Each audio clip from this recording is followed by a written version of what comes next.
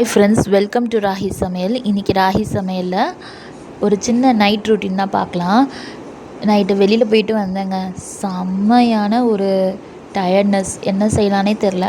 அப்போ நைட்டுக்காக fried rice செஞ்சிடலான்னு முடிவு பண்ணிவிட்டு, அதுக்கப்புறம் இந்த கிட்னி பீன்ஸ் ரொம்ப நாளாக வாங்கிட்டு அப்படி வச்சுருந்தேன். இந்த கிட்னி பீன்ஸ் பச்சையாக நம்மளுக்கு கடையில் கிடைக்கும். அப்போ நம்ம அப்படியே எறா கூடையும் இல்லை கறி கூடையும் போட்டு செஞ்சால் சூப்பராக இருக்கும். இது காய வச்சு பேக்கெட் பண்ணி விற்கிறாங்க. ஸோ அதை எனக்கு தேவையான அளவுக்கு மட்டும் எடுத்துகிட்டு மீதி ஒரு கண்டெய்னரில் போட்டு வச்சுட்டு தேவையான அளவுக்கு மட்டும் தண்ணி ஊற்றி அதை நைட்டே ஊற வச்சிட்டோன்னா காலையில் ஏஞ்சி நம்ம சமைச்சிக்கலாம். அதுக்கப்புறம் திரும்பி பார்த்தோன்னா பாத்திரம் ஃபுல்லாகவே இருந்துச்சு. அதுக்கப்புறம் கழுவி வச்சுருந்த பாத்திரம் எல்லாமே அடுக்காமல் இருந்துச்சு. அது எல்லாமே அடுக்கி, அப்புறம் கிச்சனில் இருக்க ஸ்டவ் ரொம்ப ஒரு நாள் நான் துடைக்கலைன்னா ஃபுல்லாகவே இப்படி ஆகிடும். ஸோ அது துடைக்காமல் இருந்துச்சு. அது எல்லாமே க்ளீன் பண்ணிடலாம் அப்படின்னு சொல்லிட்டு டீ எல்லாமே போட்டு ஃபுல்லாகவே மெஸ்ஸியாக இருந்துச்சு. எல்லாமே க்ளீன் பண்ணிவிட்டு அதுக்கப்புறமா கிச்சன் கொஞ்சம் நல்லா க்ளீன் ஆகிட்ட பிறகு அந்த வேலை எல்லாமே முடிச்சிட்ட பிறகு சமையல் வேலை ஆரம்பித்தாச்சு. ஒரு ஃப்ரைட் ரைஸ் பண்ணி சிம்பிளாக ஒன் பாட் ரெசிபி மாதிரி முடிச்சிடலாம் அப்படின்னு சொல்லிட்டு டிசைட் பண்ணியாச்சு.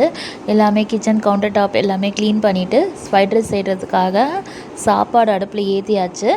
ஏற்றினோடனே ஃப்ரைட் ரைஸ் செய்கிறதுக்காக வெங்காயம், அதுக்கப்புறம் திரும்பி பார்த்தா கேரட் மட்டும்தான் இருந்துச்சு, பீன்ஸ் எதுவுமே இல்லை. சரி என்ன பண்ணலாம் அப்படின்னு யோசிக்கும் போது தான் வெங்காயம் மட்டும் இருந்துச்சு. சரி வெங்காயம் ஃப்ரைட் ரைஸ் தான் நம்ம பண்ணிடலாம் அப்படின்னு சொல்லிட்டு டிசைட் பண்ணிவிட்டு வெங்காயம் மட்டும் ஒரு 4 வெங்காயம் எடுத்துக்கிட்டேன், சின்னதாக.